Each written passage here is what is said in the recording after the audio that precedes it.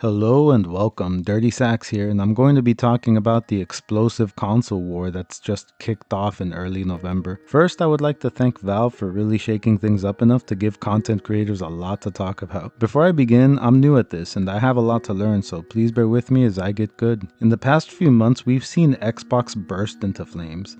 First, they bumped up the console prices. Twice, actually.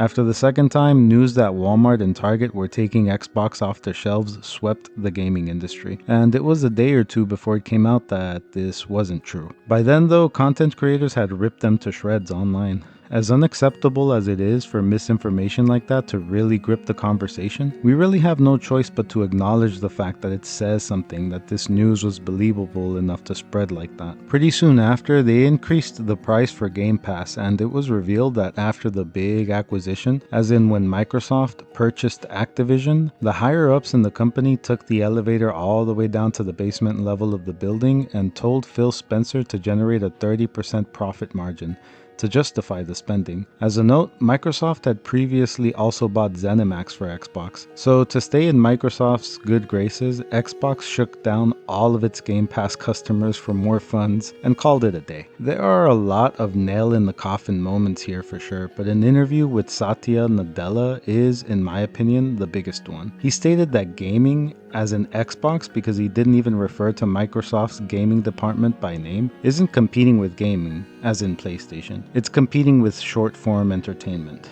This isn't Master Chief versus Kratos. It's Master Chief and Kratos versus TikTok. In the end, it really does make sense for someone like Satya Nadella to have such a radical perspective on this. Look at it like this. If the Greek god Atlas holds the sky from falling, then Microsoft holds societal infrastructure via its operating system from falling. Satya probably had to be able to produce some big picture perspectives on the world to prove he could run a company whose production quota is routinely measured in how much of an impact it makes on the evolution of human society. Honestly, I believe the art form of gaming is endangered by that kind of revolutionary intellect, but that's a mouthful. Plain and simple, gaming is probably just the thing people do while they're not working in his eyes, rather than being a way to experience philosophy, morality, and imagination via engaging storytelling and game mechanics. Xbox is and any success it might encounter going forward will be pure happenstance. PlayStation has been steadily moving forward meanwhile. It hasn't produced much discussion on its own merit, and most of the times that it makes gaming industry news, it's as a result of Xbox setting fire to itself. While Xbox throws up the peace sign, Sony only waves back,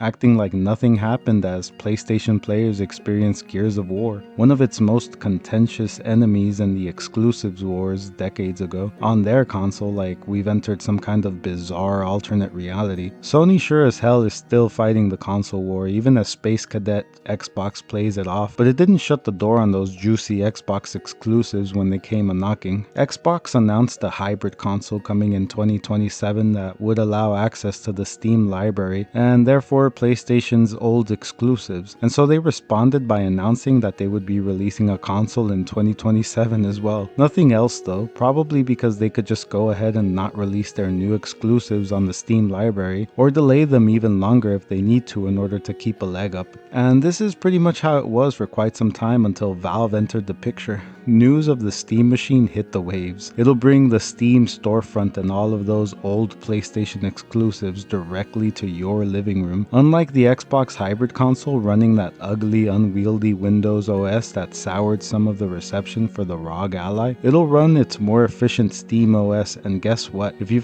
feel like it, you can uninstall that and run Windows OS on it anyway, cause why the hell not? Phil Spencer lashed out immediately, saying that gaming is better when there are more platforms around, and welcomed the more progressive console into the household.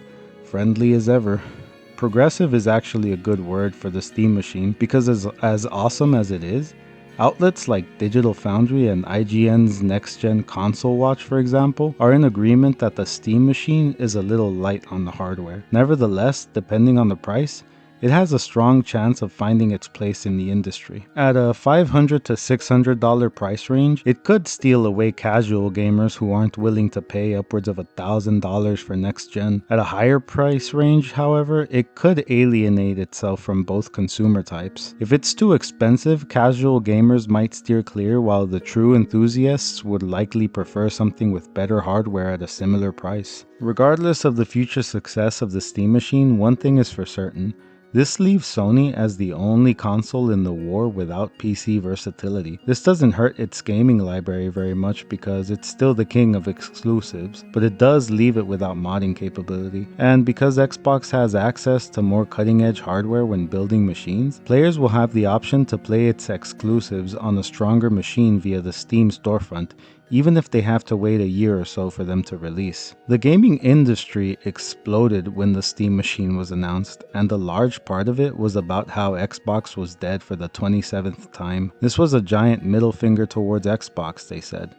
Xbox killer, they said. This bandwagon mentality prevented many from seeing that Sony is who you actually want to watch.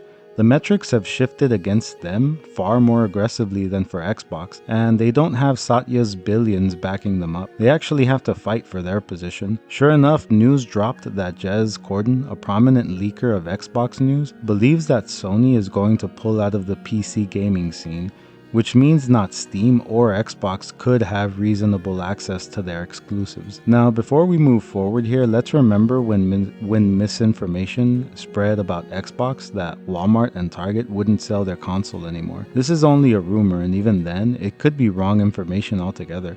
But does it sound believable? I would say yes. It's way deeper into believable territory than Xbox being dead for the upteenth time, for example. Ladies and gentlemen, what we have here is a console war in earnest. When people repeated over and over that Xbox was dead, they weren't completely wrong though. Xbox's unaggressive approach was doing less and less to force PlayStation to improve. But with the Steam Machine in the picture, anything can happen, anything can change. Largely, I believe those changes can come from the PlayStation side, while Xbox will continue to be a dud, but time will tell. That'll wrap it up for this video. Remember to like and subscribe. Hope you enjoyed as much as I enjoyed. And if you didn't, hit the dislike button, but let me know in the comments why. Constructive criticism really does help. I'll see you on the next one.